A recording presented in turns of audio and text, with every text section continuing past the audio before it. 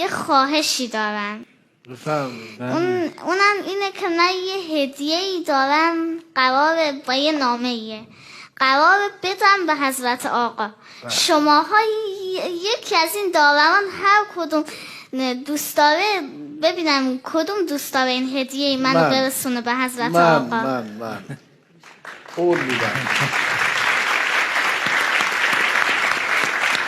دوست داره یا میرسونه؟ میرسونم. زحمته. ولی که قول میدم حتما اینو برسونم. حتما برسونه. حتما. نمیگی چی توشه؟ نه دیگه یه چیز خصوصی. ولی من دیدم یه نامه هم باش بود که البته الان آماده نیست. کجاست؟ نامه داخل پاکته، نگران نباش، همینجاست. خب میخوای بخونیش؟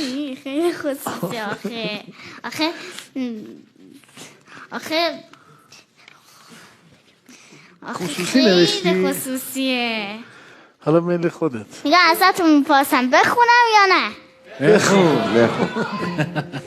حالا خصوصی اصلا دیگه به هر حال. خب سلام ای رهبر عزیزم، من عطیه عزیزه هستم، حافظ کل قرآن کلاس سوم از استان خراسان جنوبی شهر حاجی آباد. من شما را خیلی دوست دارم.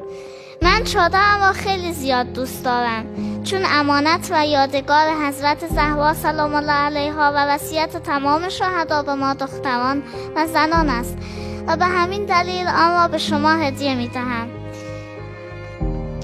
از پیش از دبستان نماز می خواندم و اکنون نیز نماز می خوانم و روزه هم می گیرم. من خیلی دوست دارم شما را از نزدیک ببینم و برایتان قرآن بخوانم. من اندازه یک دنیا شما را دوست دارم. من